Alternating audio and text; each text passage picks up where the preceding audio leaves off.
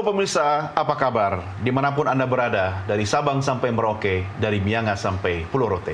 Senang sekali rasanya kita kembali bisa saling menyapa dalam program kesayangan Anda. Doncast, saya Doni The Geyser. Dan saya Don Bosco Selamun. Bang Don, apa kabar? Baik. Sehat? Don, baik. Semangat?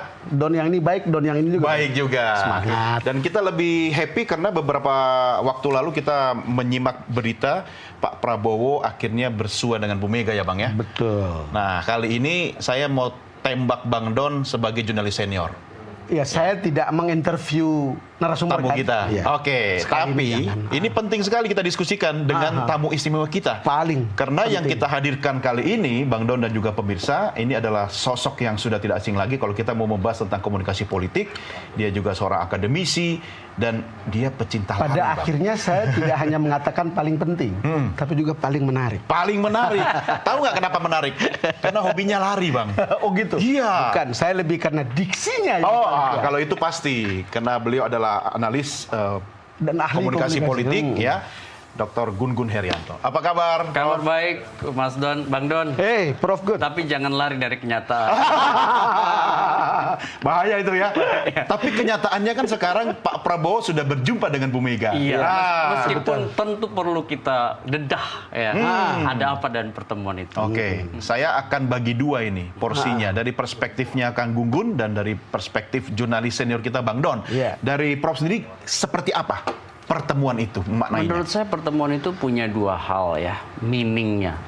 Pertama, itu menurunkan tingkat ketidakpastian dan ketidaknyamanan. Ini tentu penting dalam konteks pengelolaan impression management, manajemen kesan.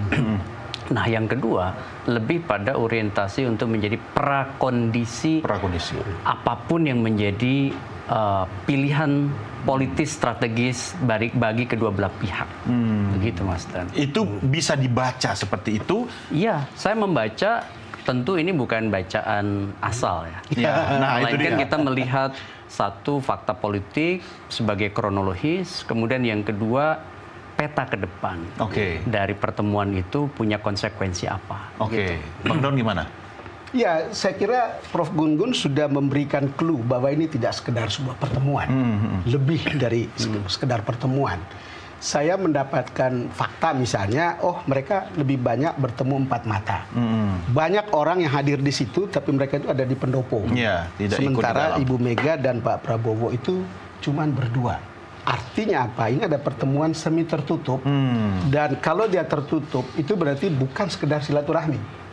Lebih dari sekedar silaturahmi, tentu ada agenda politik tertentu menjelang Kongres PDIP yang kita belum tahu kapan tanggalnya. Tetapi saya kira ada pembicaraan seperti itu. Pembicaraan yang kedua, kan sudah sejak lama Pak Prabowo itu ingin mengajak PDIP masuk ke dalam pemerintahan Pak Prabowo. Tetapi kita bisa dengar jawaban Ibu Mega. Kami loyal dan kami membantu pemerintahan Presiden Prabowo, tapi kami tidak ada di dalam. Itu berarti ada sesuatu begitu. Tapi kemudian saya yakin ada pembicaraan yang lebih tertutup untuk mengatakan seperti apa sih aspirasi Ibu Mega untuk Kongres, seperti apa keinginan seorang Presiden Prabowo atau seorang ketua Gerindra juga tentang kebersamaan. Iya. Dan itu perlu dijawab dalam Kongres. Iya. Kira-kira seperti itu. Tapi ini menarik, Mas Doni. Sebelum kita bicara substansi, Iya. ini kan pertemuan itu didesain dalam konteks pure publicity. Publisitas yang memanfaatkan setting alamiah pasca Lebaran. Iya. Iya kan? Iya. Ini apa maksudnya dalam konteks komunikasi politik? Tentu ya lebih bisa menurunkan yang disebut dengan pola relasi. Bayangkan kalau itu dibikin panggung khusus, menjadi extraordinary, namanya dalam konsep komunikasi politik tie-in publicity, publisitas yang memanfaatkan extraordinary news. Ini kan nggak itu yang dipakai, Iya. tapi hubungan antar pribadi pasca Lebaran, sehingga banyak ketika wartawan tanya, bagaimana kok Pak Jokowi nggak dilibatkan? Nah ini kan pertemuan pasca Lebaran, Iya. gitu kira-kira. Tetapi saya setuju dengan Bang Don, ini adalah dua hal yang sebenarnya didesain secara berbeda. satu panggungnya dibikin ordinary news, tetapi maksud substansinya adalah prakondisi. Gitu maksud saya. Itu yang mereka berdua yang tahu di dalam ruangan itu. Iya. Yang tetapi kalau kita lihat, Prof, ini kan sederhana sekali maknanya halal bihalal. Iya. Bertemu dua sahabat yang Bu Mega sendiri mengakui tidak ada kendala komunikasi dengan Pak Prabowo secara pribadi ya Bang ya, as a personal gitu kan. Nah, tetapi yang dibahas itu kan akan menimbulkan tafsir di luar ketika dilakukan dalam tertutup, ya kan? Yang kita lihat cuma mobil maungnya Pak Prabowo yang keluar. Bagaimana itu menerjemahkan secara awam ini orang publik? Iya kan kita lihat posisi tempat juga Bang Don ya. Itu kan Pak Prabowo datang ke Bu Mega. Ini kan dari sisi kebutuhan panggung itu juga menjadi menarik, menjadi insentif juga bagi Pak Prabowo bahwa dia bisa bertemu dengan siapa saja. Kemudian apa yang menjadi substansi perbincangan, tentu ini ada manajemen privasi komunikasi, tidak mungkin dibuka. Tetapi saya meyakini perbincangan politik yang serius itu, ya kan, itu sudah dimulai dari situ. Apa yang maksud saya serius? Pertama, itu soal pola co-option namanya. Ini dalam komunikasi politik penting. Melihat dinamika politik Indonesia yang terfragmentasi, itu tidak ada pola hubungan yang statis. Sehingga saya melihat Pak Prabowo di tengah tekanan yang luar biasa sekarang, banyak sekali isu, banyak sekali permintaan, bahkan political pressure yang luar biasa, Bang Don. Maka dia kemudian kan harus keluar nih dari posisi ketidakpastian dan ketidaknyamanan ini dengan berkomunikasi dan kekuatan-kekuatan real politik. Salah satu kekuatan real politik yang sekarang berada di luar kekuasaan, sebut aja kalau yang sudah dalam koalisi kan udah lebih dari 70% sebenarnya. Tapi ingat, tidak ada rumus statis. Selalu co-option. Co-opsi itu kan bisa gonta-ganti. Kan begitu, kita sering bahas tuh dengan Bang Don. Dalam situasi seperti itu, maka figur seperti Bu Mega itu tetap penting untuk didatangi gitu. Nah, yang kedua, tentu bagi PD Perjuangan juga bukan berarti pertemuan itu tidak punya kepentingan apapun. Tentu ini kepentingan yang resiprokal, ya, timbal balik. Saya yakin bahwa PD Perjuangan punya selain agenda Kongres, itu juga punya agenda-agenda strategis untuk positioning. Ini jangan dimaknai kemudian penyimpulan melompat bahwa dia akan masuk dalam kabinet. Tidak ke situ, tapi soal pola hubungan dengan kuasa real hari ini. Tapi saya tergelitik untuk mengorek dari Bang Don. Adakah informasi lebih dalam terkait dengan apa yang dibicarakan oleh kedua tokoh itu? Satu presiden, satu mantan presiden. Nggak mungkin cuma sekedar membahas nasi goreng, ya kan? Atau kongres gitu. Ya, saya nguping. Baik ini penting ini ngupingnya nih. Di tempatnya Pak Prabowo maupun orang yang dekat dengan Ibu Mega. Pasti ada agenda penting. Cuman belum bisa dikatakan sekarang. Tapi itu terkait dengan Kongres. Misalnya mungkin akan ada usul. Apakah Kongres nanti bisa menerima seorang pengurus harian? Pengurus harian? Ketua harian, ketua umum, ketua harian. Managing Director sekarang yang sedang berkembang begitu. Siapa orangnya juga sudah ada sebetulnya. Tetapi apakah itu dibicarakan kita nggak tahu. Tetapi skenario itu sedang berkembang di luar sana. Tapi itu penting dibicarakan, Bang ya. Sangat penting untuk dibicarakan. Tapi poin kita adalah begini. Pertama, tentu ada agenda politik seperti yang saya katakan tadi. Yang kedua, hubungan mereka kan sudah lama, baik-baik saja gitu. Saya mendengar langsung dari Pak Prabowo ketika di Hambalang, hubungan mereka baik, kuat gitu. Kemudian kalau kita lihat cerita gestur tentang mengirim minyak gosok dari Bu Mega, urut. Kemudian Pak Prabowo kirim parcel lebaran, itu kan gestur komunikasi yang ya mau dibilang we are fine, kita baik-baik saja. Dan ketika kemudian bicara dalam kondisi seperti ini untuk membicarakan misalnya urusan-urusan perundingan yang bersifat politik, ya mungkin ini juga kesempatan yang baik. Cuman kan tidak bisa, yang begini kan tidak bisa dikatakan sekarang apa yang dibicarakan. Tapi kalau bisa lihat orang yang hadir di situ siapa, ya mungkin itu related dengan posisi-posisi tertentu. Kalau sekali lagi saya tidak bisa memastikan, tapi dari apa yang berkembang di luar sana, salah satu gagasan itu ada di Nggak situ. bisa atau nggak mau kasih tahu nih, bukan. Bang. Bukan. Masalahnya kan kalau Pak Prabowo ingin Ibu Mega masuk atau PDIP masuk itu kan bukan hal baru. Pak Prabowo itu selalu menginginkan kita semua orang harus duduk dalam satu Iya, meja. iya, iya. Tapi ketika Ibu Mega mengatakan, udah kami tetap dukung gitu. Lalu kemudian ya membantu pemerintahan ini, tapi kami tidak ada di dalam. Tapi mungkin kan orang-orang tertentu bisa masuk seperti Pak BG masuk di dalamnya. Ada juga orang-orang PDIP yang sangat dekat dengan Pak Prabowo sebetulnya bisa diambil gitu. Yang akan mempengaruhi reshuffle atau tidak kita akan lihat. Tetapi poinnya adalah ada momentum yang tepat untuk apakah ini bisa dibicarakan di dalam Kongres nanti, termasuk misalnya soal urusan Hasto gitu. Kita belum tahu persis seperti Saya apa. mencoba merangkai puzzle nih, Prof, ya kan? Karena soal Kongres itu penting, soal sosok atau figur Megawati tidak boleh kita sepelekan, ya kan? Kemudian ada nama BG tadi keluar dari statementnya Bang Don. Cuma sebenarnya panggung kemarin itu lebih buat siapa sih? Apakah Pak Prabowo memanfaatkan panggung untuk memberikan pesan kepada publik atau memberikan kenyamanan bagi seniornya mantan Presiden Megawati untuk membuka ruang deal-deal tertentu, Prof? Itu yang terakhir itu menurut saya lebih pas, yaitu soal komunikasi politik untuk mentransaksikan kepentingan kedua belah pihak. Prakondisi sekali lagi ya. Ya itu, prakondisi itu clue-nya ke situ. Bang Don tadi udah kasih beberapa kali ngasih clue. Dalam komunikasi politik itu ada namanya AUM teori, Uncertainty Anxiety Theory, manajemen ya.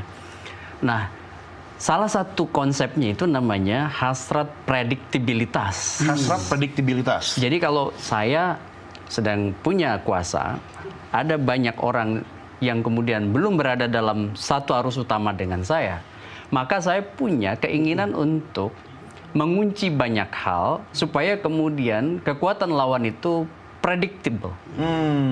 Itu yang disebut hasrat prediktibilitas. Sekalipun Bu Mega tidak diposisikan sebagai lawan sebenarnya. Tetapi kan kalau kemudian dibiarkan cair, ada ketidakpastian dan ketidaknyamanan. Makanya kemudian masuk komunikasi politik untuk menjembatani apapun yang bisa terjadi di kemudian hari. Itu yang disebut hasrat prediktibilitas. Bisa diprediksi nggak kira-kira? Ya, menurut saya beberapa hal bisa diprediksi. Salah satunya sudah dibicarain oleh Bang Don. Misalnya short term-nya apa? Ya kan? Kongres. Kemudian apakah kemudian ada hasrat prediktibilitas dalam satu perahu besar yang namanya PDI Perjuangan. Saya tidak ingin mengatakan strategi penetrasi ya. nanti Bang Don harus membuka ke publik. Saya tidak dalam dimensi itu, tapi saya sedang berusaha untuk membuka itu. Nah, yang kedua namanya inclusive group dalam konsep AUM strategi itu. Jadi bagaimana masuknya rasa atau semacam kondisi di mana kita ini menjadi bagian dari grup.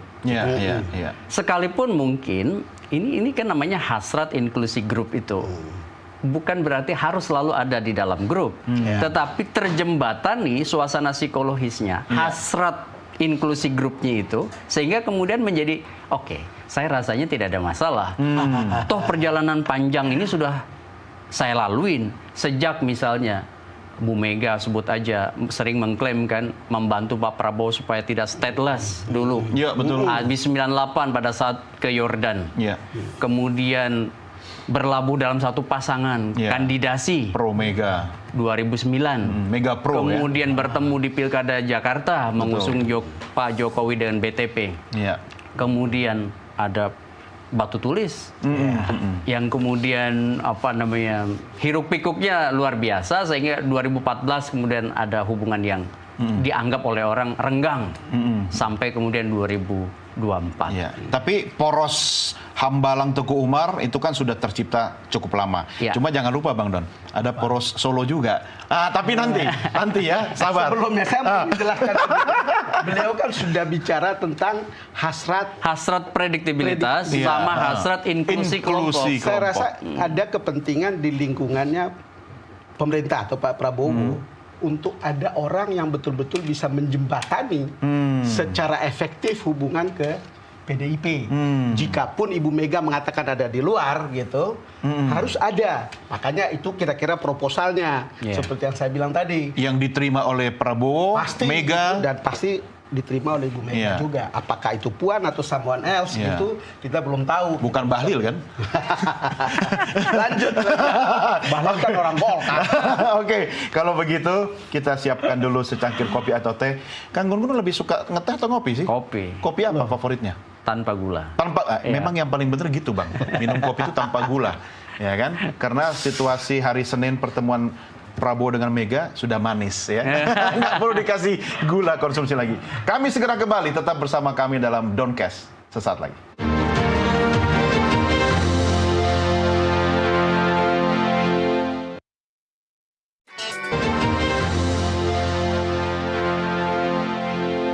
Terima kasih pemirsa masih tetap setia bersama kami dalam program Doncast. Saya Doni De Kaiser. Saya Don Bosco Selamat. Dan Bang Don, kita juga ingin mengucapkan terima kasih buat pemirsa yang selain menyaksikan melalui layar Nusantara TV, banyak yang sudah menyaksikan melalui channel YouTube Official Nusantara TV.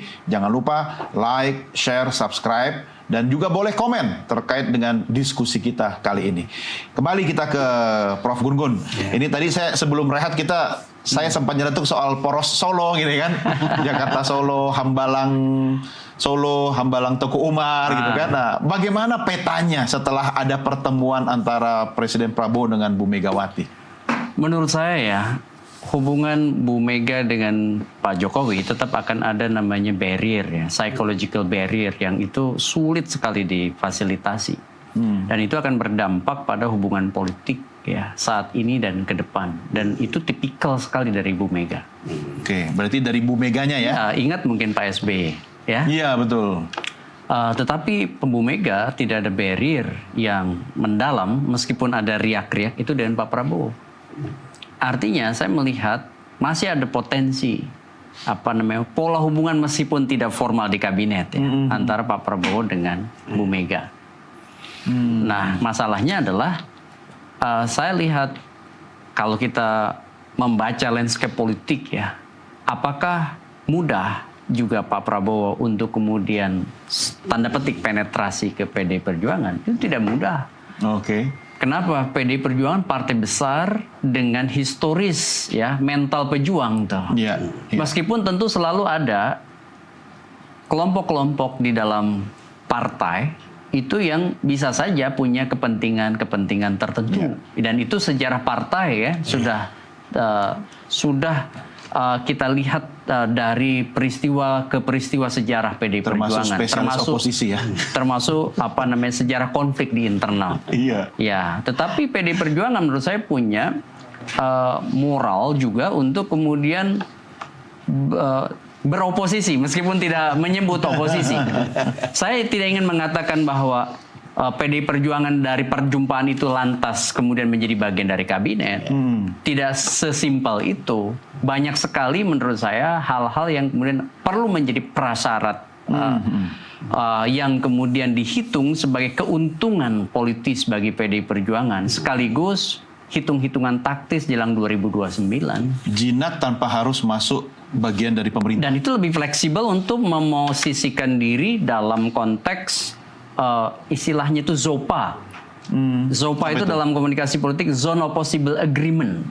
Gitu. Jadi area yang memungkinkan para pihak untuk duduk bersepakat yang kemudian naik turunnya itu ditentukan oleh elit utama ya, yang kemudian bernegosiasi. Belum tentu juga harus selalu berada dalam kabinet. Iya. Justru yang dalam kabinet itu sudah predictable oleh Pak Prabowo kan gitu. Iya.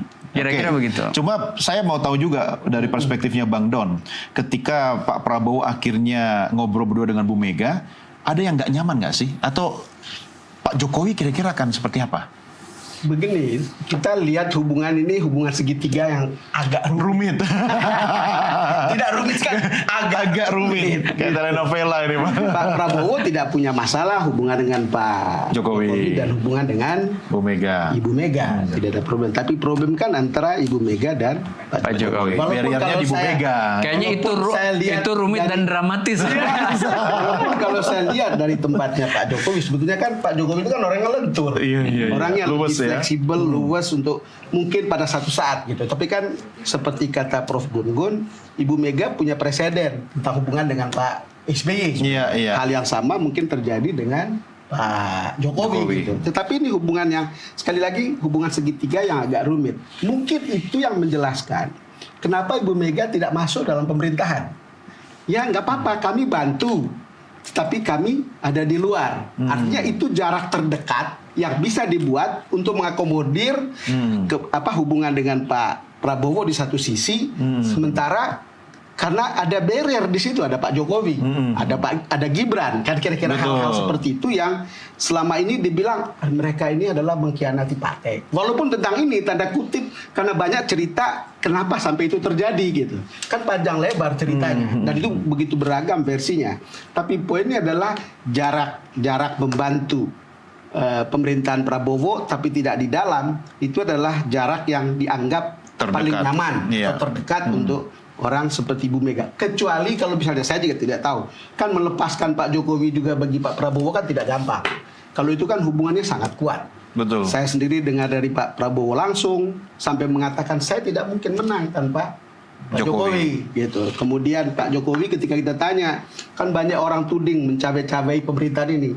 Dari yang saya dengar di Solo, boleh percaya boleh tidak, tapi yang dia bilang kan, ya saya kan ya kalau dimintai pendapat kasih. Ya. Bahkan ada beberapa hal ketika Pak Prabowo minta ini, saya mengatakan enggak, jangan gitu, kira-kira. Tetapi karena perintahnya presiden, menurut Pak Jokowi dia harus ikut, kira-kira begitulah. Tetapi apapun cerita yang ada di sekitar sini, memang itu menjadi sangat menarik. Walaupun untuk dilihat satu sisi gitu, ya Pak Prabowo-nya sih kiri kanan oke. Ya, Lebih banyak untungnya Pak saya lihat Prabowo dong ya. kanan Mas oke, Doni, gitu. saya nerusin Bang Don Ya. ya. Kan memberi dukungan. Contoh paling konkret itu di Undang-Undang TNI. Kan PDI Perjuangan PDIP. Iya. menurut saya termasuk yang Iya. dalam tanda petik memberi dukungan. Ketua pansusnya Ketua bahkan pansus. PDIP. Tetapi besok lusa kan situasi politik yang dinamis itu tidak menguntungkan PDI Perjuangan kalau di kabinet.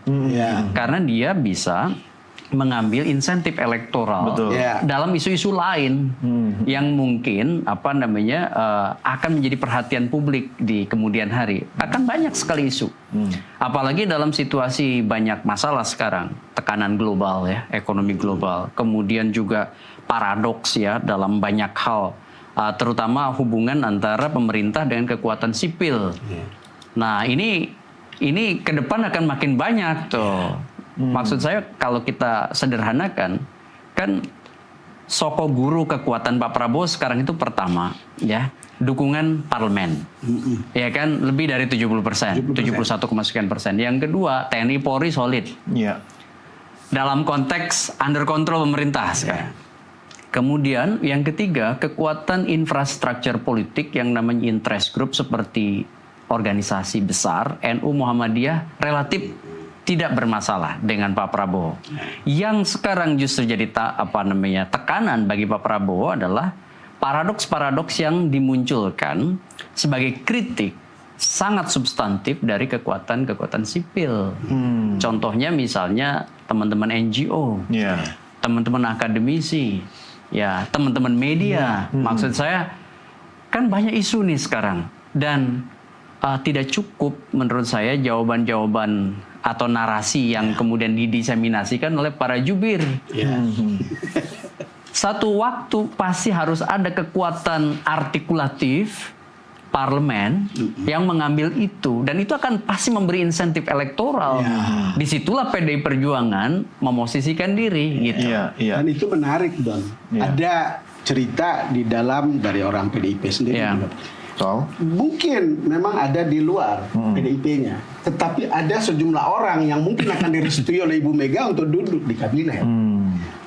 tapi tidak atas nama PDIP. Lalu kemudian ada sejumlah orang dekat yang saya tahu di PDIP itu dekat sekali dengan Pak Prabowo yang mungkin bisa dimasukkan ke kabinet, tapi tidak bisa dikatakan bahwa itu merepresentasikan PDIP. Official lah, tidak official. Ya. Tidak official. Tapi kan selama Bu Mega mungkin nyaman, itu disebut membantu. iya, tapi kuncinya kan Bu Mega nyaman atau merestui gitu Bukan kan. hanya Ibu Mega nyaman, Ibu Mega nyaman, Pak Prabowo juga nyaman. Ya, nah ini tadi Bang menarik.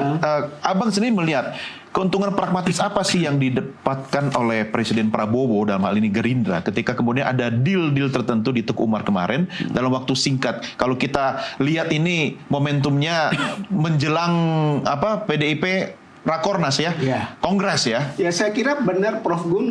Keuntungan itu sebenarnya soal panggung. Panggung yang mengamplify pertemuan ini dan kemudian di mana ada Pak Prabowo yang dianggap orang honest datang ke situ. Bukannya misalnya kan kira-kira begini jalan pikiran yang sangat umum itu begini. Ketika dia di sana, lalu kalau bicara soal Kongres, sebetulnya yang lebih berkepentingan adalah orang PDIP menghadap Pak Prabowo Presiden. paling tidak untuk meminta kehadirannya ketika Kongres, walaupun belum tahu pasti gitu. Tapi ini Pak Prabowo yang ke situ. Tapi memang Pak Prabowo selalu merasa bahwa dia bisa berhubungan dengan siapa saja, termasuk dengan Ibu Mega, dan itu tidak ada beban gitu. Dalam pengertian itu, ya dia lebih fleksibel saja. Dan itu kan janji-janji lama. Dan kedekatan hubungannya lebih dari cukup untuk mempunyai modal untuk bisa bertemu seperti itu dengan mudah. Cuman kan pertanyaannya kan, kenapa tidak waktu Lebaran sekalian? Kenapa 1 minggu setelah itu? Kan gitu kan? Itu yang orang bawa kemudian ini ada urusan politiknya. Walaupun kemudian kita juga berpikir misalnya kok penjelasan lengkap dari pertemuan itu justru baru sehari kemudian dari Dasko. dari Dasko maupun dari Muzani gitu. Baru 1 hari kemudian dan kita lihat bagaimana perkembangan. Kemarin silaturahmi, sekarang untuk masa depan bangsa ada kemudian urusan-urusan yang mungkin strategis untuk masa depan bangsa. Ya mungkin kerjasama politik kan pada akhirnya. Ya itu memang skema opini publik begitu, Bang Don. Itu kan 3 tahap kan. Pada saat perjumpaannya itu namanya stage of brainstorming. Masuk kedua stage of consolidation. Jadi mengonsolidasikan opini lewat siapa? Narasi yang diamplifikasi oleh Dasko, oleh Muzani, oleh mungkin juga para politisi yang sebenarnya tidak tahu persis apa yang dibicarain, tapi kemudian menambah mengurangi, ya kan? Apa yang kemudian menjadi satu produk narasi. Baru kemudian nanti ya solid stage opini ini mau diarahin pada titik mana. Kalau gitu soal minyak urut sama nasi goreng itu apakah sekedar gimmick atau bertegas komunikasi personal sangat kuat? Itu jelas gimmick. Gimmick saja. Gimmick dalam konteks hubungan antar pribadi. Kan gimmick ketika itu dikemukakan ke depan umum. Kira-kira gitu. Tetapi kalau saya ya Prof, begitu tidak dikemukakan di depan umum, bagi saya itu sebuah bahasa komunikasi atau gestur yang paling sempurna untuk menggambarkan hubungan mereka. Hubungan mereka berdua ya. Termasuk ketika ulang tahunnya Mas Didit, ya kan, berkumpul semua di situ. Dan banyak yang mengatakan bahwa Mas Didit sebenarnya merepresentasikan figur Prabowo dari kacamata politik. Anda setuju nggak, Prof? Tidak bisa langsung kemudian simpulannya merepresentasikan diri Pak Prabowo, karena setiap orang punya konteks kebutuhannya sendiri. Pak Prabowo adalah Pak Prabowo dengan kompleksitas komunikasi politiknya. Dan ketika dia datang ke Bu Mega, itu adalah representasi kebutuhan politik Prabowo. Kalau bertemu misalnya seperti anak-anak mantan presiden bertemu, itu adalah kebutuhan mereka untuk juga membuat panggung di situ. Bagi publik bagus. Kenapa? Kan memang akur prinsip masyarakat komunitarian itu tidak boleh keterbelahan terlalu lama, namanya konflik non realistis. Itu kan bagus saja. Tapi secara politik belum tentu perjumpaan mereka itu berada dalam satu titik persamaan. Itu harus selalu dibaca, jangan pernah linier. Ini karena kopinya belum datang sih ya. Jadi kita rehat dulu ya, Bang, Prof. Pemirsa, jangan kemana-mana, Downcast segera kembali sesaat lagi.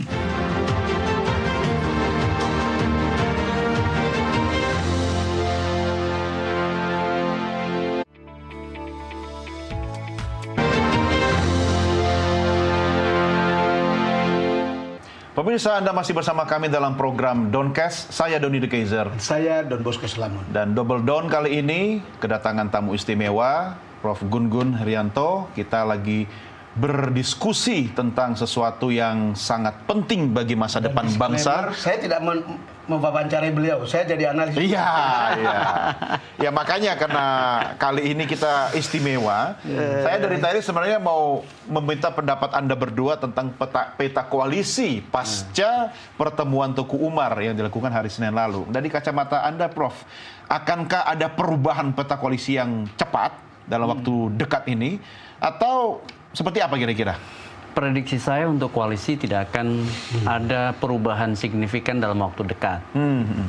Artinya dua partai yang berpotensi fleksibel. Satu PDI Perjuangan dengan plus minusnya, beragam kasus, beragam peristiwa gitu ya. Termasuk internal seperti kasus Mas Hasto. Dan Nasdem itu juga jangan dikira dia akan selalu berada dalam arus utama. Bisa saja kemudian berjarak. Sekarang sudah dipraktekkan meskipun masih dalam konteks yang smooth. Nah, perjalanan pemerintahan yang baru ini kan masih diuji oleh banyak hal. Baru seumur jagung. Pertengahan baru tuh wajah partai akan kelihatan tegas. Sekarang ini kan saya melihat semua partai sedang menjaga posisi masing-masing untuk tidak berada dalam kutub ekstrim. Saya silahkan tidak berada di kutub ekstrim. Ekstrim mendukung banget atau ekstrim menolak banget. Kenapa? Karena mereka tahu konfigurasi kekuatan politik Indonesia itu highly fragmented multi-party system. Itu kata kuncinya. Nasdem dan PDI Perjuangan sudah dari awal memosisikan diri, saya lihat, tidak di dalam terlalu eksplisit, juga tidak di luar terlalu eksplisit. Nah, posisi itu akan resiprokal dengan Prabowo. Nanti gimana bandul Pak Prabowo, misalnya hubungan dengan Pak Jokowi, hubungan dengan kekuatan real politik, kan kita tidak menjamin bahwa partai-partai yang mendistribusikan atau meredistribusikan orang ke jajaran kabinet itu selalu tidak terancam reshuffle. Gitu. Tapi ada yang unhappy nggak sih, Bang? Ya, saya tidak melihat bahwa ada yang unhappy di partai-partai ini. Karena menurut saya justru gagasan untuk memasukkan PDIP ke dalam koalisi itu bukan hanya Pak Prabowo, tapi ada juga partai-partai yang mendukung. Dalam koalisi? Dalam koalisi. Untuk memasukkan itu. Kita tidak tahu agenda apa gitu. Kan yang bisa pasti agenda tahun 2029, kan bisa begitu. Tetapi saya setuju dengan Prof. Gun-Gun. Kelihatannya akan susah berubah. Begitu. Kalau Nasdem kan Bang Surya bilang, ya kita tahu diri. Kita bukan pendukung Pak Prabowo ketika Pilpres. Betul. Jadi kita tidak merasa berhak untuk meminta kursi atau jatah atau masuk ke dalam. Dan Ibu Mega, menurut saya seperti kata Prof. Gun-Gun tadi, saya kira benefit oposisi itu bisa lebih besar. Tetapi jangan juga ambil jarak terlalu jauh. Karena kalau terlalu jauh, out of frame, itu bisa juga menjadi pengucilan. Kan kira-kira begitu. Sebentar, benefit oposisi itu bisa saja diartikan bahwa tidak diganggu-ganggu aja sudah oke gitu. Ya, menurut saya jarak yang paling baik itu salah satunya itu. Satu. Kedua, tapi benefitnya itu kan benefit elektoral tahun 2009. Itu kan bisa dihitung gitu. Tapi itu juga tergantung bagaimana performa politik partai ketika ketika berjalan selama masa sebelum tahun 2029 ini. Kalau dia juga diam-diam saja, tidak ada aktivitas yang memperlihatkan misalnya sikap sebagai orang yang tegas untuk tidak menyetujui sesuatu gitu dari pemerintahan yang ada. Kalau memang layak harus tidak disetujui, ya itu juga bermasalah gitu. Jadi diam juga tidak cukup begitu. Ketika dia ada di luar gitu. Dan kalau kita lihat seperti ini kan kita menunggu sebetulnya PDIP kalau ada di jarak seperti itu, Nasdem kalau ada di jarak seperti itu, ya gimana proses check and balance demokrasi kita, ada nggak manfaat atau benefit yang diambil oleh publik dari posisi seperti itu? Jadi dia bukan jalan terbaik. Ini prediksi saya, Mas Dan ya. Tadi saya udah katakan bahwa sampai paruh pertama itu partai-partai tidak akan mempertegas di kutub ekstrim. Tapi seiring perjalanan paruh kedua, artinya sudah 2,5 tahun menjelang tahun kelima pemerintahan, itu partai sudah mulai positioning Ya. yang lebih tegas, termasuk PDI Perjuangan dan Nasdem. Makanya politik parsial ini yang sekarang yang dipakai. Di isu ini mendukung, di isu ini akan speak up, berbeda. Nah nanti di isu-isu populis yang bisa mengartikulasikan kelompok-kelompok besar dari sisi market elektoral, di paruh kedua itu akan dimainkan. Jadi itu akan berlangsung kira-kira 2,5 tahun dari sekarang. 2,5 tahun terakhir dari pemerintahan ini. Ada jaminan nggak 2,5 tahun tidak akan ada reshuffle? Oh, tidak pernah ada jaminan. Kalau reshuffle bisa anytime dilakukan. Tetapi soal posisi politik itu menurut saya yang posisi PDI Perjuangan dan posisi Nasdem akan lebih nyaman dalam posisi seperti sekarang. Oke, Gitu. saya mau ambil contoh buat Anda berdua. Saya mau tahu pendapatnya soal Hasto sendiri, karena kita masih ngubek-ngubek soal internal Ya. PDI Perjuangan. Akankah itu jadi batu sandungan atau malah keuntungan politik tertentu? Apalagi setelah pertemuan kedua tokoh itu. Kalau Bang Don lihat, Beberapa waktu lalu kan ada video call antara Ibu Mega dan Pak Prabowo. Dari orang dalam saya tahu video callnya itu melalui handphonenya Pak Oli Dodo Kambe. Dan di situ pada waktu itu diperkirakan untuk membicarakan bagaimana Pak Prabowo bisa menolong kasus Hasto. Gitu. Dan dalam pembicaraan itu seperti ada kesimpulan akan diusahakan. Kira-kira gitulah. Tetapi kan ketika kita di Hambalang, cerita ini kemudian nggak disoal. Ketika itu sudah ada di KPK, bagaimana cara mengusahakannya? Kan kira-kira begitu. Intervensi dong namanya nanti. Ya itu kan nggak proper. Iya. Intervensi. Hal-hal seperti itu yang memperlihatkan ya mungkin ini proses hukum harus jalan seperti umumnya. Jadi seperti selayaknya itu harus jalan. Tapi akan seperti apa putusan akhir kan? Apakah akan berpengaruh atau tidak kan kita juga tidak tahu. Ya tapi kan kita tahu bahwa cerita hukum di Indonesia ini kan. Gimana, Prof? Iya, dan belum tentu juga ketika kasus Pak Hasto ini jalan terus, itu belum tentu tidak menjadi insentif elektoral juga bagi PDI Perjuangan. Tergantung bagaimana menarasikannya ke depan. Iya. Kan ini sekarang yang sedang dibangun, ketidakadilan, dizolimi, ya kan, dan macam-macam. Nah, oke. Kita lepas itu, bahwa proses hukum jalan. Tadi saya setuju dengan Bang Don, bahwa posisi PDI Perjuangan akan menjaga jarak, tidak terlalu jauh dan tidak terlalu dekat. Itu menurut saya salah satu konteksnya. Kasus hukum ini kan bukan hanya satu, pasti kan? Itu ada banyak sekali proses yang bisa jadiin celah. Sehingga kemudian posisi politik itu, saya selalu mengatakan politik adalah proses transaksional. Dalam arti luas ya. Jangan kemudian dipersempit material. Iya. Tapi psikologis. Betul. Juga politik strategis. Nah, model-model transaksional itu menurut saya tidak kemudian memberi ruang bagi mereka yang berada di noble self-nya. Merasa diri paling hebat.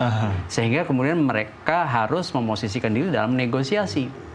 Itulah konteks kenapa selalu ada pertemuan-pertemuan tokoh yang dianggap oleh orang berseberangan. Ini menarik statement Prof. Gun-Gun ini.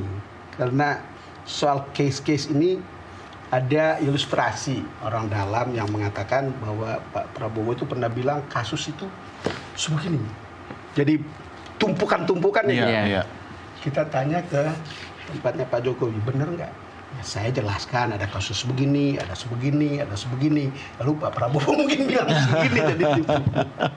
Jadi bisa saja hal-hal seperti ini kan menjadi faktor yang akan menentukan jarak itu. Iya. Coba kalau saya tarik ke rencana Kongres PDI Perjuangan. Kalau kita bedah internal PDI Perjuangan sendiri, balik lagi soal kasus Hasto, sebenarnya banyak juga faksi atau pihak-pihak internal PDIP yang diuntungkan dong ya dengan kondisi Hasto tersandera sekarang ini. Ibu akan berada di posisi apa kalau melihat kondisi Bu Mega seperti sekarang ini, Prof? PDIP bukan Golkar. Golkar itu ibarat pemain bintang banyak, ya kan? Tidak ada manajer yang betul-betul kuat. Semua dibikin hampir sama, hampir rata. Tapi PDI Perjuangan beda. Masih personal sentris dengan Bu Mega. Kekuatan mayoritas. Nah, itu yang sering kita diskusikan dengan Bang Don, group think. Fenomena group think. dalam groupthink ada konsep batasan afiliatif. Jadi bagaimana anggota kelompok sangat terikat kuat afiliasinya pada sosok utama, namanya Bu Mega. Faksi-faksi boleh ada, tapi selama Bu Mega ada, dengan segala plus minusnya, Bu Mega menjadi tokoh pemersatunya. Nah, itulah yang kemudian saya membayangkan tidak mudah penetrasi ke PDI Perjuangan. Bahwa secara alamiah Bu Mega semakin menua, iya. Tetapi historis, ya, dalam konteks fragmentasi kekuatan di internal, saya melihat masih sosok Bu Mega menjadi faktor game changer-nya. Darah atau ideologis? Dua-duanya. Dua-duanya. Dua-duanya. Semua ada di PD Iya. Perjuangan. Dua-duanya ada. Dan itu kemudian menjadi salah satu kenapa para Indonesianis banyak melihat partai ideologis di Indonesia cuma dua. Ya. PKS dan PDI Perjuangan. Perjuangan. Itu. Jadi kalau memang lihat seperti itu, orang selalu mengatakan Ibu Mega itu adalah tokoh yang tetap powerful. Soal Hasto mungkin ada pengaruh sedikit, tapi sebetulnya banyak orang dekat situ. Yang mungkin orang-orang yang dekat dengan Ibu Mega selama ini dan tahu jalan pikiran Ibu Mega, bahkan perasaannya. Ada orang seperti Oli Dodo Kambe, ada orang seperti Ahmad Basara, orang-orang yang sebetulnya jadi faktor Hasto bukanlah faktor yang paling menentukan. Dan di PDIP itu kan beda dengan Golkar. Golkar itu masih ada faksi Kosgoro, ada faksi yang lain-lain, dan KGR. Kalau di PDIP hampir semua partai asal usul itu sudah melebur, sudah nggak ada lagi. Karena dari satuan kekaryaan. Sehingga dia ada, ya betul-betul Ibu Mega. Betul kata Prof Gun-Gun, di situ bukan soal faktor darah saja, tapi faktor ideologis itu sudah kuat. Dan ternyata yang kental bukan cuma darah, ideologi juga kental ya. Oke, karena yang kental bukan cuma darah, tapi kopi kental juga. Kita rehat lagi ya, kita ngopi lagi, pemirsa. Jangan kemana-mana, Downcast segera kembali sesaat lagi.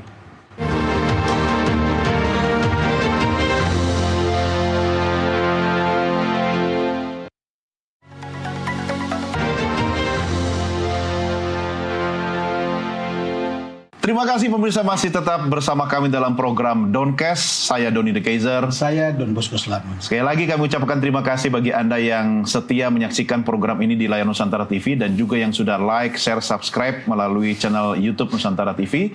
Kalau Anda ingin komen terkait topik diskusi kita kali ini dengan Prof Gun-Gun, silahkan tuliskan di kolom komentar. Nah, Prof, yang paling penting juga kita coba menelisik keuntungan dan kerugian bagi PDI Perjuangan, ya kan? Oke, PDIP memang solid dan kuat. Tetapi kan yang membuat PDIP sebagai spesialis oposisi di era Pak SBY itu kan karena faktor Bu Meganya ya. Iya, betul. Nah, tapi dengan posisi sekarang ini kan tentu berbeda dengan di era sebelumnya. Anda membacanya seperti apa? Keuntungannya pertama dengan posisi tidak di dalam dan tidak juga di kutub ekstrim oposisi itu, dia akan lebih leluasa untuk mengartikulasikan sikap dan posisi politiknya itu sebagai bagian dari bagian dari sejarah PDI Perjuangan sebagai partai besar. Dan publik penting untuk mendapatkan entitas partai yang kira-kira bisa menjadi suara berbeda. Meskipun jangan terlalu berekspektasi juga bahwa PDI Perjuangan akan menyuarakan seluruh hal. Karena PDI Perjuangan juga punya keterbatasan posisi politik yang tadi berada di wilayah abu-abu gitu. Tapi menurut saya seperti saya sampaikan tadi, di waktu tertentu secara parsial PDI Perjuangan akan speak up dalam isu-isu yang punya market besar. Kira-kira begitu. Keuntungannya itu, keuntungan insentif elektoral sekaligus reinforcement terhadap branding PDI Perjuangan sebagai salah satu partai yang tentu punya kepentingan di 2029. Tapi kekurangannya, ya kalau tidak termanage dengan baik, terutama dalam konteks tata kelola internal, bisa aja kemudian terjadi gesekan di internal, terutama di second layer. Yang tentu punya kepentingan di internal, karena ingat kepengurusan di PDI Perjuangan itu ramping sekali Bang Don. Betul. Dan posisi itu tentu membuat tidak semua orang kebagian posisi di PDI Perjuangan. Dan orang yang kemudian berupaya untuk berada dalam posisi-posisi strategis DPD Perjuangan kan juga banyak. Termasuk yang Artinya pengen jadi second sekjen. layer. Termasuk yang tadi Bang Don sebut. Apakah mau jadi ketua harian? Iya, Mau jadi sekjen? sekjen. Sekjen itu sangat strategis Strategi sekali. Tapi Dan- kalau ada sekjen, ada ketua harian misalnya, masihkah posisi sekjen akan sestrategis sebelum ada ketua harian misalnya? Ya, ketua harian akan menjadi sangat strategis, ya.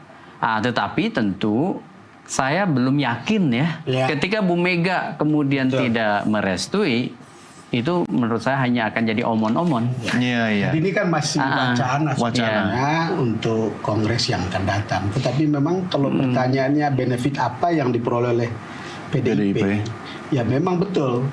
Dia bisa punya benefit elektoral kalau betul-betul bisa memanfaatkan situasi ini dengan narasi-narasi yang bagus, Ya. yang tadi Prof mengatakan, dan itu berkaitan dengan market politik yang besar. Tapi sekarang kita misalnya melihat siapa orang-orang yang bisa mengamplify hal-hal seperti ini. Tapi poin yang paling pokok untuk kita adalah kan lihat cara Pak Prabowo memerintah atau memimpin, kan gagasan dia itu ingin menyatukan banyak orang, Yeah. ingin menyatukan semuanya di satu meja. Walaupun untuk hal seperti ini kita berpikir mestinya tetap harus dibuka ruang bagi check and balances dalam proses demokrasi. Ya udah, biarkan saja PDIP di luar, kemudian Nasdem di luar, yang pada satu saat kan bisa jadi cermin. Dan kan tidak boleh anti kritik kan. Tetapi ya kita lihat seperti apa besok lusa ini akan berkembang, akan bisa berubah gitu.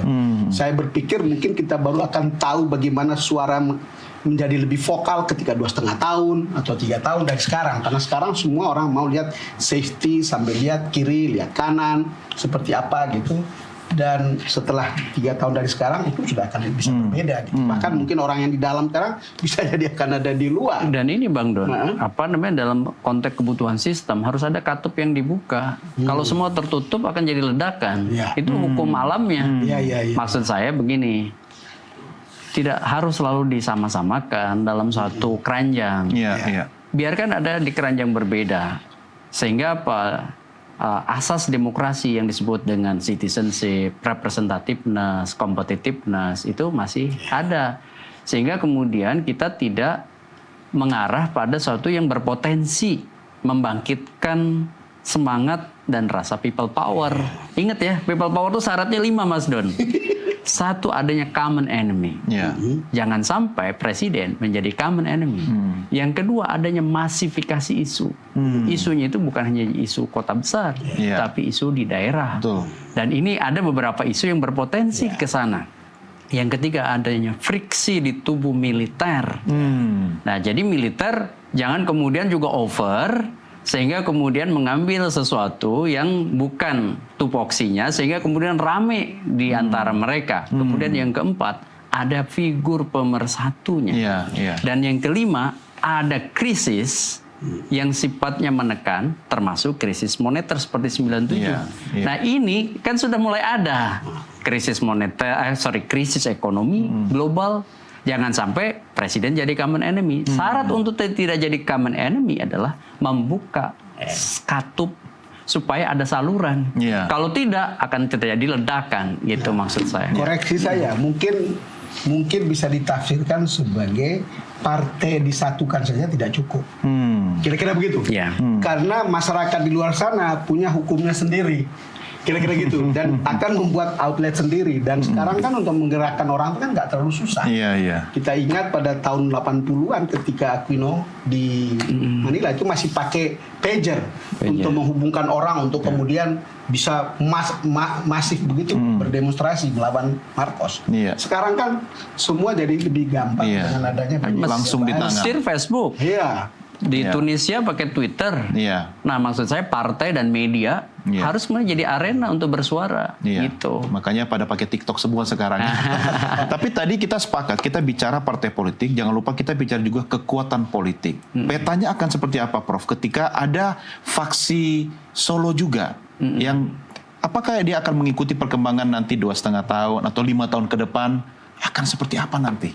Menurut saya Pak Jokowi punya kepentingan untuk siapapun sebenarnya yang habis berkuasa punya mekanisme pertahanan diri. Itu udah menjadi hukum alam.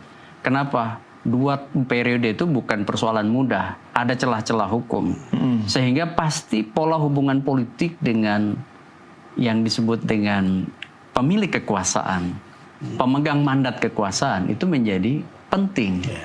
Contohnya misalnya hubungan Pak Jokowi dengan Pak Prabowo. Saya yakin Pak Jokowi akan mengoptimalkan seluruh sumber daya politiknya untuk selalu juga punya hubungan baik dengan Pak Prabowo. Ya. Termasuk sesuatu yang jarang didiskusikan di publik. Ya, maksud saya ini bicara soal political economy, bukan bicara politik, tapi bicara political economy. Gitu. Bang Don udah ketawa. Tapi kan tadi kalau komunikasi antara Prabowo Mega oke, Jokowi Mega oke, barriernya di Mega ke Jokowi gitu kan? Itu ngaruh nggak nanti? Ya ngaruh. Kalau ada perubahan drastis.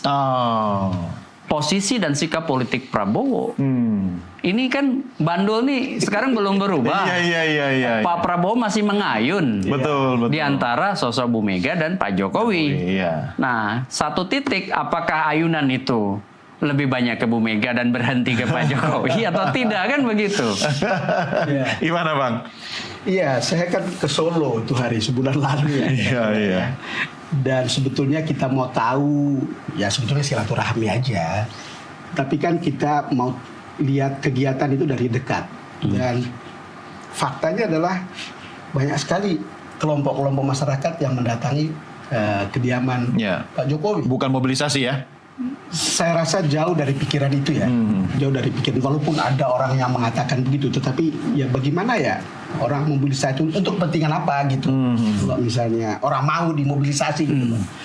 Tetapi poinnya adalah salah satu diskusi kita adalah soal partai politik yang mau beliau bangun. Yang kita Super dengar partai. Super TBK. Super TBK.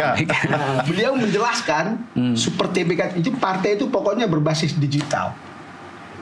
Dan itu tidak perlu macam-macam, pokoknya semua serba digital dan itu demokratis. Semua orang punya hak suara lewat digital. Jadi saya bilang, bagaimana kalau saya jadi salah satu pimpinan? Nggak bisa.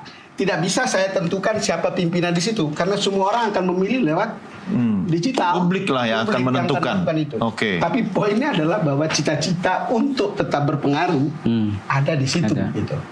Masih ada gitu. Tapi pengaruh untuk apa gitu? Ya mungkin benar penjelasan Prof. Gun Gun tentang itu gitu. Ya 10 tahun ada lobang, lalu kemudian dia harus ada dalam stasioner itu untuk dekat, lalu kemudian untuk berdiskusi, untuk berdialog dan seterusnya, untuk mencegah hal-hal yang mungkin tidak perlu terjadi untuk kepentingannya ya. Nanti berubah dong Bang, bukan lagi Vox Populi Vox Day, Vox Digital Vox Day. saya harus mengakhiri diskusi kita. Tapi Prof, apa yang bisa Anda sampaikan kalau kita mempredik ya berdasarkan analisa dan hitung-hitungan yang Anda sampaikan tadi, dalam waktu dekat ini akan terjadi apa yang kita saksikan di panggung politik nasional kita? Stabilitas politik yang akan dipompa oleh Pak Prabowo. Istilah saya dipompa. Iya. Kenapa? Karena situasi ini rawan untuk tidak stabil. Nah, ketidakstabilan pasti dihindari oleh Pak Prabowo. Maka dia memompa stabilitas lewat instrumen-instrumen, termasuk salah satunya adalah komunikasi politik dengan elit yang dianggap berbeda. Gitu. Oke, mari kita wait and see. Sambil saya akan korek-korek lagi, siapa tahu ada bocoran dari jurnalis senior kita, Bang Don ya. Bang Don, terima kasih. Ya, Prof. Gun Gun, terima kasih. Sama-sama. Kita akan diskusi lagi di kesempatan berikutnya. Nggak terasa kalau ngobrol Bang Don. Iya, tapi nanti ketemu yang berikutnya bukan di meja bundar, di arena lari ya. Oke. Menarik lagi setelah PDIP Kongres. Nah, kita lari bareng. Oke, pemirsa, inilah akhir jumpa kita dalam Doncast. Jangan lupa saksikan terus Doncast hanya di Nusantara TV. Saya Doni The Gazer. Saya Don Bosco Slamet. Sampai jumpa.